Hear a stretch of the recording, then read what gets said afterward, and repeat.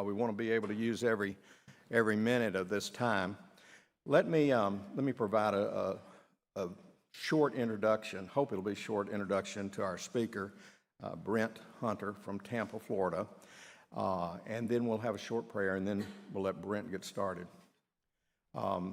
Brent is not a stranger to longtime members of this congregation. Didn't look back, but probably about 12, 14 years ago, he did his marriage material here at this congregation. Very good material. Hope that there'll be an opportunity in the future to repeat that. But let me tell you a little bit more about Brent and why he's here and how it connects. Brent grew up in the what I'd call the Los Angeles metropolitan area, where his father was a dentist and an elder there. And Brent grew up with a father that anybody on a wait staff in a restaurant was a prospect for the gospel. Does that sound familiar to our members? And so from Brent's earliest years, he was exposed to that. He went down to Florida College. Brent was an honor student, thought about going to law school, but sort of at the last minute took a turn toward higher ground and decided Harold Comer was there. And of course, those who have been here know the evangelism during that time, so Brent has that connection. While Brent was there, still going to college at UNA and working with the congregation at College View, many college students were baptized during that time, converted and baptized. Brent then has just continued that. That was in the early mid-70s. And then Brent went on, and throughout, wherever Brent has been, there's been a solid record of conversions. San Diego, a lot of these places where Brent has been were not exactly hot spots in anybody's mind for the spread of the gospel. But most recently, up in the Seattle area, and Brent may give some numbers on that. Kerry alluded to it in his closing last Sunday, but converted many people. Over the years, Brent has gravitated toward the use of the teaching platform of the big picture, which this congregation, many are familiar with because we've had the originator of it. Ken Craig has spoken here at least 3, maybe 4 times over the last 20 years and presented it. But then also we've had at least 1 quarter-long class on it and all that. But Brent has really, over the years, come to conclude that that's the most effective means for him to teach people. And some of these people have no background whatsoever in, the Gospels and our deity and the Bible and things like that. And so Brent is going to be talking about evangelism more specifically than the big picture specifically this time. We're going to have other occasions for Brent to come and be with us. And so we very much encourage your attention today and endorse him highly and commend him for your attention. He knows a lot. You're going to hear a lot. Those of you who've been in Jason's workshop class are going to hear a lot of common threads and themes. And so we look forward to this. This time a year ago, Dan Barker was here and had really hit his stride. And it had really moved this congregation. And when he unfortunately passed, it left the elders with a decision that we cannot let Dan is irreplaceable, but we had to somehow make sure that we did not lose the momentum and the baptisms that we were having. And out of that came a meeting by the elders with Brent on about April 26th. That was the same quarter that Jason got started with his workshop class that has been so effective, and that probably about 40, 50 members of this congregation, adult members, have been in. And so I think that you're going to hear a lot of common themes. So I think folks have pretty much gotten in. Let's bow our heads and we'll say a quick word of prayer. Heavenly Father, thank you for all that you do for us, for your bountiful blessings upon your people, of which the spiritual blessings are most profound. Father, thank you for Brother Hunter and for his work in the kingdom and his willingness to come and be with us this Sunday. We thank you to help us pay close attention and take away tools and methods that we can use to be more effective in reaching out and identifying people who are prospects to hear the gospel, and then to be effective in being able to bring about their opportunities for us to sow the seed among them. Please watch over this congregation and our sick. In Jesus' name, amen.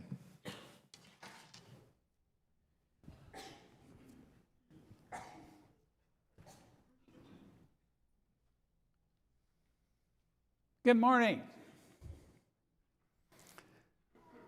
We are going to talk today about why the big picture of the Bible has been so successful. Let me give you a little history.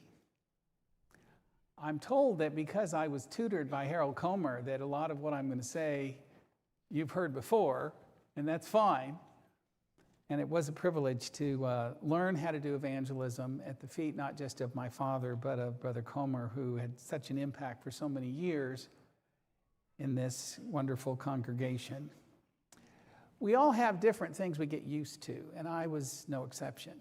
So it's kind of hard when you're in your 50s to kind of change course, you might say. And I started hearing these amazing success stories about people that were using Ken Craig's Big Picture of the Bible tool. And so one of them that really made an impression on me was a fellow that did a prison ministry up in North Florida. He said he had worked Monday through Thursday for years, 4 days a week, just doing nothing but studying the Bible with folks.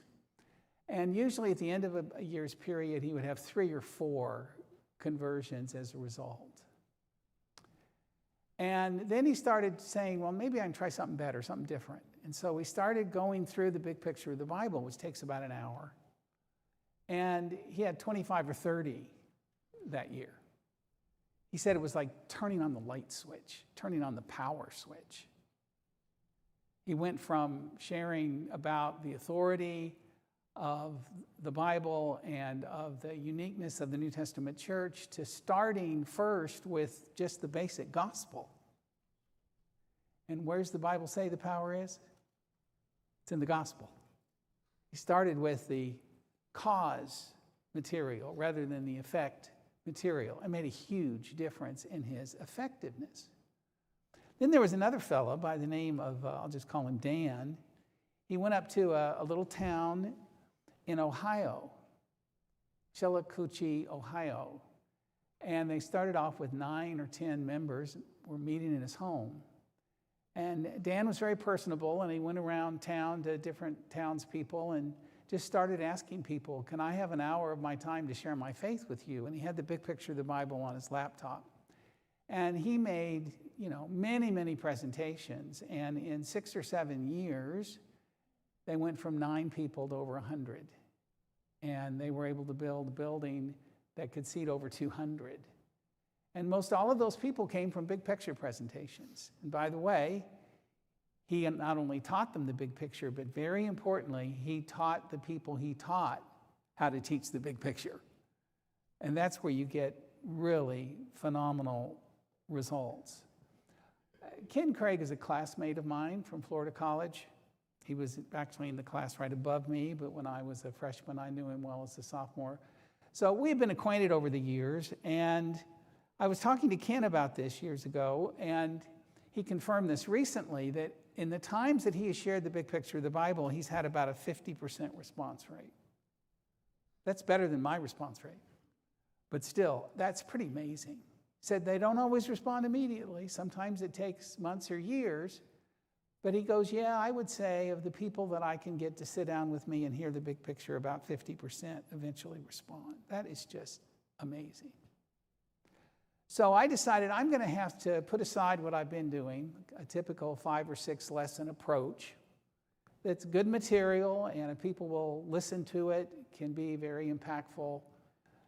The problem was getting people to commit to 5 or 6 Tuesday nights in a row or something, whatever it is. It was becoming more and more challenging. And this single lesson approach, at least to get your foot in the door, turned out to be just extremely effective. And once again, I was able to have many, many opportunities to share the gospel through the big picture. So I just really began to learn about this and kind of wrap my own arms around it. And so when I moved to the church in San Diego, the Johnson Avenue congregation, I just hit the ground running, and they had had some issues there before I came, and there were a lot of people who'd been attending who nobody followed up on. A lot of teenagers that were of accountable age that nobody had sat down and talked to. A lot of what I call low-hanging fruit right there in my midst. And so I started just asking people, can I have an hour of your time to share the big picture of the Bible with you? And most of those people said, yes, I'd be interested in hearing this. And so I had something that was just amazing. I had 13 presentations and 13 yeses, 13 baptisms. And I have never had anything like that before in my life, and I haven't since 13 in a row. Although I will say that the 14th person, his name was Barry Smith. It was just an interesting experience for me, because after a run of 13 presentations and 13 conversions, when I got done sharing it, I said, so are you ready to die with Christ? May I baptize you into Christ for the remission of your sins? And Barry said, no, I don't think I'm ready. I'm not really interested. I said, what? Would you allow me to baptize you into Christ tonight? No, I just said I'm not really interested. And I was shocked he said no. And suddenly I had this unbelievable realization that I'd gone from people kind of being pleasantly surprised when they say yes to being really surprised when someone said no. But there's a good part to that story, a good end to that story. About 2 years later, he gave me a call and said that he decided to respond to the gospel. So I guess you might say I had 14 yeses in a row, just one was delayed, as you know often happens when you lay the seed upon someone's heart. I do think it would be helpful for us to just go back a little bit to the genesis of the big picture of the Bible. This booklet, it was Ken Craig's very first book, became an international bestseller, and it was published in 2009. I asked Ken to send me a picture. Of course, you guys know Ken well. He lives in town. And I like to remind people that he's really not a preacher. He is a shepherd, and he's a businessman, and he's a soul winner. And boy, has he ever had an impact in this basic scheme of redemption lesson that he has put together. Here is a picture of Ken in a Tanzanian village, and the woman in the middle with the yellow shirt, her name is Hashna. That's a Muslim name. And he's sharing the gospel with these Muslims, and they never heard it before. All they knew was Islam. And he's had tremendous results in sharing the gospel with Islamic folks. In this particular case, Hashna said, yes, I want to die with Christ. I'm ready to become a Christian. And after she was baptized, she said, Ken, I don't want to be called Hashna anymore. That's a Muslim name. Do you think I could change my name to Maria? I want to be remembered and called after the mother of my Lord. And so she went through the legal paperwork and changed her name to Maria. Isn't that a wonderful story? I'll tell you, there's nothing more meaningful and exciting in your life than to realize that you've had a hand in saving souls. And so we're going to talk about the big picture of the Bible and evangelism. And if you would like to sort of jump ahead and learn more about this, if you go to kirklandchurchofchrist.org, you will find that there's a big picture tab there, and you can click on either seekers or soul winners or big picture correspondence or foreign languages. Ken has chosen on this site to list all the different copies of the big picture that are available in Spanish and French and a bunch of African dialects and all that. You can download those for free off of this particular website. I've been talking with Matt Modelin, and we're going to switch this over to leadingothers-to-Christ.com. And we're going to have all this personal material available for there as a resource. And if you click on the Soul Winner site, you'll find 26 pages, 50 links, all these different kind of audio files and video files and Word docs that are designed to help a congregation grow and to inspire and encourage people in evangelism. So it's kind of been one of my major projects in my life, and it's all kind of condensed down under that Soul Winners tab. Let's begin by talking briefly about first steps to take when we discuss this idea of soul winning.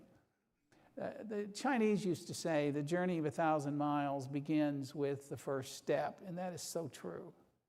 And you're not going to become a dynamic, effective soul winner overnight. But there are some first steps you need to take. And so before we just jump into the big picture tool and why it's so successful, I want to talk about some first steps. I want to give you some testimonials. And then I want to conclude with why I think it has been so effective. The first thing I want to stress, and this is so important, is that you need to see yourself as a soul winner. Healthy churches that are really growing don't just have a few people like the preacher, a couple of the elders doing most of the teaching. Healthy churches have a ministry of all believers. Remember, we're all a part of a royal priesthood, both men and women, and we all have a role in being the hands and feet of Jesus. And so having that mindset, that culture of evangelism is so important. And everybody, once they become a Christian and once they have some time to be grounded, need to see themselves as a means by which others can be blessed with the gospel. The second thing you need to have is assurance of your salvation. Why do you think that's so important? Well, if you don't believe in a product, you can't sell it, right? And a lot of folks are not really sure they're saved, and they're not going to be very effective soul winners if that's the case. I hope to come back later and have a whole lesson on blessed assurance, because this is so foundational and so critical. If you really believe, if the Lord were to come tonight, that you'd go straight to heaven and that you're in a saved condition and you'd be glorified forever in eternity, I mean, your heart is just overwhelmed with joy, right? But without confidence, you can't be effective. Without confidence, you can't overcome fear. Most people find that sharing their faith is a little bit out of their comfort zone. But if you're just overwhelmed with joy, it just all becomes so much easier to do. So you need to see yourself as a soul winner. You need to have assurance in your own salvation. And you need to get the proper tools and training. And the good shepherds here understand this. I've had many conversations with them, and they realize that the real problem with soul winning is not want to, but know how. I mean, when people sing, "I want to be a soul winner for Jesus," I believe they mean it. The problem with most Christians as to why they're not sharing their faith is not motives, it's motivation, and it's not want to, it's know-how. But it's amazing once you give people tools and training and show them how to do this, kind of what to say and how to say it. Well, one of the reasons why people are often fearful is because they're uncertain. But once you become more certain, then it takes away a lot of the fear, which I believe is the number one barrier to people sharing their faith. So there are a lot of effective tools out there. I know Brother Barker did a wonderful job with his 3 lessons on the way. I've looked at that material and what they put together in this app. It's excellent. So I want you to understand, I'm not saying this is the only way to win souls. This is just one way that I found very effective, and in fact, the most effectual thing that I have found in about the last 35 or 40 years. And number 4, we need to find out what works best in the 21st century. I think we're well aware that the message never changes, but because of the culture, that the way we reach people has to change. You know, it used to be you could have tent meetings at the turn of the century, and those were effective. And then those kind of went out of favor. And then you had the 2-week or 1-week gospel meeting where you invite the community out and they could hear the gospel in that way. Now gospel meetings are much more effective as edification tools for the local church because it's very difficult to get people to come for a full week of gospel meetings. Almost impossible in our current day and age.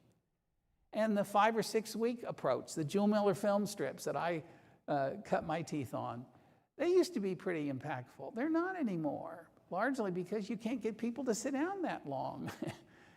And so what works in the 21st century? Well, I think it's a single lesson approach to at least get your foot in the door. It's not that people don't need the gospel. It's that people are just so super busy and they're very skeptical of making any kind of long-term commitment. And so I just like this. If we want to go beyond where we have been, we must be willing to do things differently than what we've done in the past. So we want to be effectual as we reach out to others. And we want to have a sense of excitement about the future. Dream no small dreams, for they have not the courage to stir men's soul. I love this little prayer. When thou come before the King, large petitions bring, for his grace and power is such you can never ask too much. So we need to think big and believe big and act big, and of course, the results will follow. Years ago, there was a single lady by the name of Chrissy Bottomley, and her boyfriend had said, would you come and share the gospel with Chrissy? And I said, I'd be glad to. So we all got together in a small group, had a bunch of other people come so they could witness the presentation of the big picture. That's the best way to learn it. And after the presentation, her heart was pricked, and she just immediately was ready to go and be baptized into Christ. So we had this text message system, and we would text all these people that wanted to go when we're baptizing at all hours and witness these people be baptized into Christ. And so we sent out the text message. Afterwards, I asked her what this meant to her. And this is what she said. It only took 55 minutes and my whole purpose in life was changed forever. The big picture is truly genius. I personally had little Bible knowledge, but I desired to know more about coming to Christ and what the Holy Bible is all about. I wanted to understand it, know it, and apply it to my life. But when I opened the Bible, I was often confused by the language and misunderstood what the messages were telling me. However, the big picture explained all the key main points of what the truth is. I'm living proof that when you keep things simple, short, and sweet like the big picture, the message that is taught to you is going to have an everlasting impact. I'm truly grateful to the big picture message. I don't think I could have ever heard about the Bible's truth in such an incredible way. Bottom line is this, brothers and sisters. Obviously, everyone deserves the opportunity to either accept or reject the gospel at least once, right? Everybody deserves that chance. And I believe that every Christian, after they have a chance to grow as a disciple, they have some confidence in their knowledge, every Christian should be able to explain the gospel and the hope that is within them.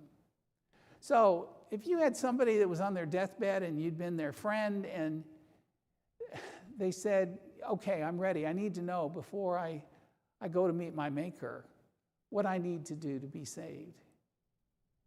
What would you tell them in 1 hour? How would you really give them a chance to grasp how it all fits together if you just had 1 hour? I think every Christian should be able to have something that they have thought through in advance that will help them to take that hour and bring them to Christ. Archimedes was a Greek mathematician, and in 287 BC, he said, "Give me a lever long enough and a fulcrum on which to place it, and I shall move the world." Beloved, it is amazing what a difference the proper tool can make in evangelism. The right tool for the right job. And in our busy 21st century, I think this is the right tool. Let's back up and let's look at 5 stages of evangelistic maturity. I think this is really interesting. The first stage is avoidance. This is where folks never share the gospel with anyone, and they have kind of the attitude of let others do it. I've had people tell me, well, that's your job. Well, no, that's actually everyone's privilege as a priest in the kingdom of heaven. But if the subject comes up, you tend to retreat, you feel unprepared, unwilling to share the gospel. After all, that's what my money is for, right? And then the second stage is reluctance. That is where you occasionally will discuss religion with someone, but you don't bring it up, they bring it up. Usually only when you're sort of backed into a corner, you don't feel very prepared, and again, that's what my preacher is for. Then you have classes and people feel more equipped. So they occasionally will share the gospel with someone, and they just need a church program or some push to get them going. They spent some time in preparation, and the truth were known. They would prefer to assist someone else, and they still are paralyzed frequently by the fear of rejection. Then you get to number 4. This is whether you're ready, willing, and able to share the gospel with anyone. Now you're really confident. You'll go for it when the opportunity presents itself. You're prospect conscious. You spent significant time preparing. You're comfortable with the message, but if the truth were known, you lack zeal, and you're more guilt motivated than you should be. And then you finally get to stage 5. These are the ones that are committed. You actively pursue sharing the gospel with anyone, anytime, anywhere. You're passionate and consumed with the mission to sow the seed. You seek opportunities everywhere. You encourage and try to help others. And here's the key, you're joy motivated. I'm not going to ask for a show of hands where you're at on this continuum. But most places I have been, people tell me they're somewhere between 1 to 3. But I have found after folks wrap their arms around the big picture and they learn it and they know how to share it, they can very quickly go from a 1 to a 2 to a 4 and perhaps to a 5, which is where we all want to be. And that's one of the things that excites me about this personal evangelism training. Mariana Fisher, 64 years old, a deacon's wife at the Kirkland congregation, and she learned the big picture. And this is what she had to say. It was simple and started exactly where I have started when I teach the young children's classes. I was amazed at the simplicity yet conciseness of presenting God's plan of salvation. There's a lot of material to cover, but it's manageable with study and practice. The affirming power of my own faith each time I go through the presentation is indescribable. I came to a much deeper understanding of the price of sin, the meaning and the purpose of the animal blood sacrifice, and more importantly, the sacrifice Christ made for us and why baptism is so important. More importantly, this gives me a tool to set myself aside and simply present the gospel of our Lord and God to anyone who is willing. Because the power is not in the sower, but the seed, right? She said, it freed me from feeling responsible for converting anyone and allowed the Lord to simply use me as a tool to plant seed. In that respect, it took much of the apprehension out of sharing the good news. I grew up with the Adams, John and Kathy Adams, in Southern California, where I was raised. And they moved out to a congregation in West Ventura County. And they asked me to come and talk to them about the big picture of the Bible. They only had about 35 or so in attendance, and they were struggling. So I went through how to use the flip charts and the big picture of the Bible workbook. And we were there at a restaurant, and they were talking about how no one was interested, and it just was frustrating. And I said, have you thought about Lauren? And they go, who is Lauren? And I said, it's this really nice waitress that's been waiting on us. She really looks like she has a servant's heart. And so I took out one of the little big picture cards and I asked her if she'd like to hear it. And she said, yes, I've been praying that the Lord would give me some sort of direction. I'm really seeking. I'd love to hear that. Thank you so much. And these people, I said, what were you saying about no one is interested? Here there was somebody right underneath our noses that was seeking and praying. And all we had to do was ask. And so I was leaving town the next day. Meeting was over. And so Kathy and John Adams had to really be a quick study because Lauren had agreed to hear the presentation.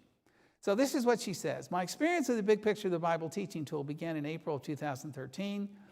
The Big Picture presentation, flip chart, business cards, and Ken Craig's booklet were all made available. I found this method of reaching the lost was understandable and relatively easy to learn. For years, I've tried to invite friends, neighbors, and coworkers to hear the gospel at a church service or attend a home Bible study with little success. I learned the Big Picture presentation and was eager to share it. I presented the PowerPoint slide on my laptop. The young college-age woman heard the message, this was Lauren, and 2 weeks later, she was baptized into Christ. She now faithfully is attending service and attends a weekly class to help her as she grows in grace. Now notice what Kathy said next. I believe this is a scriptural way to teach the lost in a form that is comprehensive and in an easy-to-follow format. I believe that any willing Christian can learn the big picture of the Bible and teach it to others. I will never be the same again. I finally have hope our congregation can grow. I am 72 years young. Who says you can't teach an old dog new tricks, right? Nancy Radke was a member of an area congregation in the Seattle area, and she heard what we were doing at Kirkland, and she wanted to learn it. So she said, when I started my first big picture class with an interested young couple the other night, I explained that the big picture would help them understand the Bible. Then we went through the spiritual journey, then the prayer, then the presentation. We asked them to write down any questions they had. They ended up with 4 questions, and as we went through the presentation, crossed out 3 of them. At the end, they asked to be baptized before I even asked them. She says, easiest conversion class I've ever had. Now, they're not going to all end up that way, obviously, but it did for Nancy, and it helped that church there finally find a tool where they could grow. She goes on. Now I have begun a class teaching the ladies at our congregation how to use the big picture, and the men and our preacher saw what we were doing, and the men are now studying it together in hopes our congregation can all be trained on how to win souls. I was able to have a meeting on the big picture of the Bible with the Sun Garden congregation in Fresno, California. This is what their preacher, just a week later after I had been there, sent me this note, Ron Gerald. After 40 years of trying to convert people, the big picture is by far the best medium. We had another baptism on Sunday. This is 2 in just the last 2 weeks. I guess it was 2 weeks later. Jack is presenting to another person tomorrow, so praying for a 3rd conversion. I am now convinced that the only limit to success is the limit we place upon ourselves due to fear. Thanks again for presenting this method to us. We are making it our own, and it is working well. So, what do we learn about the big picture? I want to start off by just saying that I get some kickback because a lot of people are used to the old 5 or 6 lessons at least before you ask somebody to obey the gospel. And I agree. I think that's preferable in many ways. The more you can teach somebody, the better. But I want you to understand that this is biblically sound and matches perfectly with the book of Acts. You know, the book of Acts is 40% sermons to non-believers. If you want to learn what to teach non-believers, the book of Acts is a great place to start, folks. It's mostly a book of sermons. And so we often go through the cases of conversion in the book of Acts. Now, aside from at the very end of all of these presentations ended in baptism, which is what we often point out, what else do we learn about this? Each one of these examples, Pentecost, the Samaritan, the Ethiopian eunuch, Cornelius, Lydia, the jailer, they all responded after one presentation. We often forget that. And one of the things that really impresses me is the jailer, who apparently was a raw pagan. And what did they say? They took him out and taught him the same hour of the night and baptized he and his household immediately. The same hour of the night. I wonder what Paul told the jailer and his household. I think it's something very similar to what's found in the big picture of the Bible. So if this isn't your thing, that's fine. This isn't the only way to win souls. But don't tell me this isn't theologically sound and it's not biblical, because it is. So, results demand respect. I was in the San Diego congregation for about 3 years. In that time, we had about 57 baptisms. Response rate of about 40%, which was, again, very, very impressive. It was kind of a blue-collar area. And once equipped, we encouraged the congregation to start praying for seekers. Praying for seekers. I hope you pray that prayer here at Vestavia, because God answers those prayers. And once you equip yourself and you're ready, God, I believe, puts teachers and seekers together, just like with Philip the Evangelist and the Ethiopian eunuch. This is what the Johnson Avenue Church family looked like after about 18 months of an evangelistic program focused on the big picture of the Bible. This is what it looked like in 2010. One of the major reasons why churches don't grow is they don't have a clear vision, they don't have good leadership, and they don't have an ongoing method of reaching out to the lost in the community. And that's often what is missing in congregations. And so what I simply do is provide people a track to run on. And it's just so amazing to see that. Look at the difference between just 18 months of beginning the big picture of the Bible. 57 conversions, folks, in a church that was just having 4 or 5 a year before. You sow the seed, it's going to have a great harvest. But don't be surprised if you don't have much of a harvest if you're not actively sowing the seed. Now, let me tell you the story about the last 10 years at the Kirkland Church of Christ. This is my first Sunday there, September 8th, 2013. We had about 90 people. Good group of folks. Had a building of could sit about 250, 300. But they were down to about 90, and the building was just kind of, an albatross around their neck. Expensive to maintain, and people walk in and they think, what happened? Where's all the people, right? And so we decided, well, let's pray about this. Let's start training ourselves on how to be effective soul winners. And I love the fact that it was slow and steady, consistent growth. These are congregational portraits that just show every fall what the net size of the congregation was.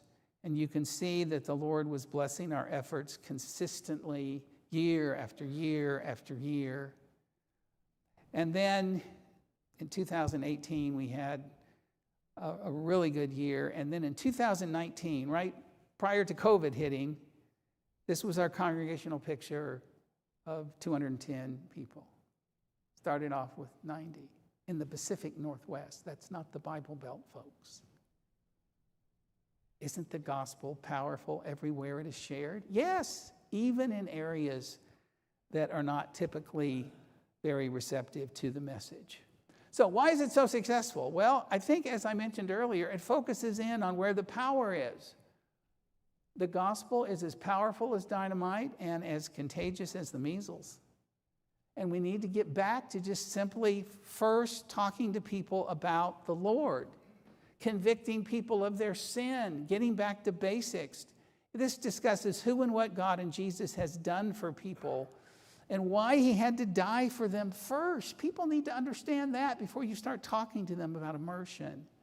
But it lays out the importance of the true gospel and its connection to baptism in a very clear and effective way. Why is it so successful? Well, as I've alluded to, the approach is more practical. As I said, I was getting really frustrated because I couldn't get people to agree to sit down for 5 or 6 weeks in a row and study the Bible with me any longer. Wasn't that hard in the 70s and 80s? 90s, it started becoming more and more difficult.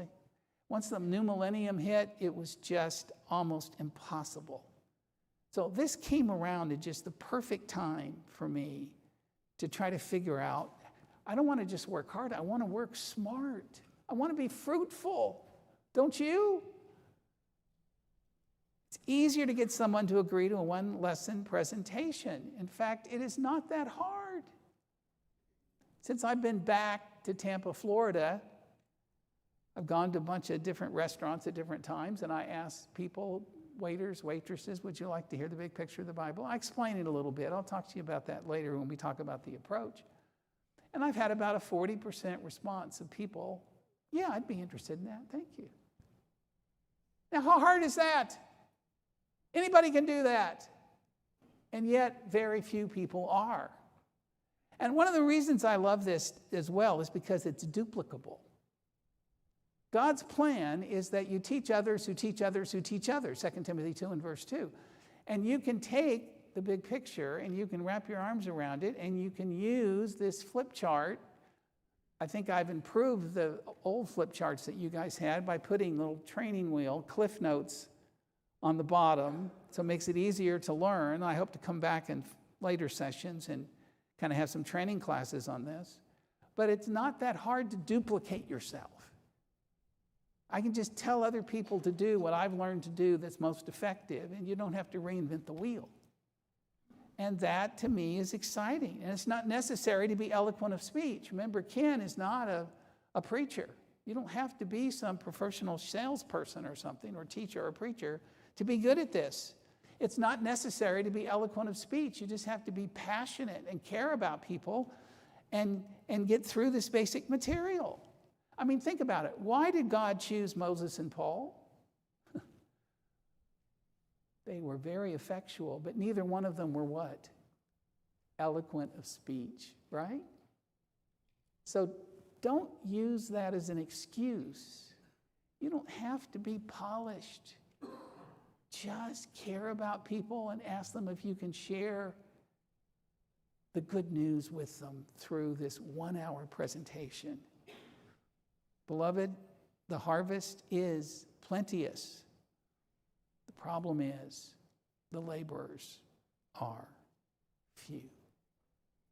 May we think big, believe big, act big, and the results will be big. I encourage congregations to pray these 3 things. Revive the church, beginning with me. Secondly, from Habakkuk chapter 3 and verse 2, Habakkuk says, I have heard of your fame and your mighty works, O Lord. Revive them in our day. Make them known to us now. We spend all this time studying the Bible, looking at God's great works and how the church just grew exponentially in the book of Acts. I want that. And what we need to do is say, Lord, revive that kind of evangelistic spirit in our day. Make them known to us now. And thirdly, pray for seekers. God answers prayers, folks. It's really interesting. We started praying for seekers. It used to be we'd only have 2 or 3 people, visitors, on a regular basis at Kirkland. And then we started praying for seekers and developing this evangelistic culture and spirit. And 6-8 months later, we were having 10, 12, sometimes 15 visitors from the community. And people were going, where'd all these people come from? What's going on here? And I was so frustrated. I said, we've been praying for seekers every service. And now you're shocked when they show up? How many people have faithless prayers? Now, it wasn't just the prayers. They were putting feet to their prayers, and they were talking to people about recommending the congregation to others and things like that. But what a difference that made in our local church. And what a difference I think it can make anywhere that even like 20, 25% of the people decide, I'm going to learn this and I'm going to share it. And revival is going to start in my own heart and in my own life. hey, you've listened well. Sorry we had to rush through this. But I really appreciate the invitation to be here, and I look forward to the Sunday message where we're going to talk about tips for effective spiritual fishing. Thanks for being here. God bless.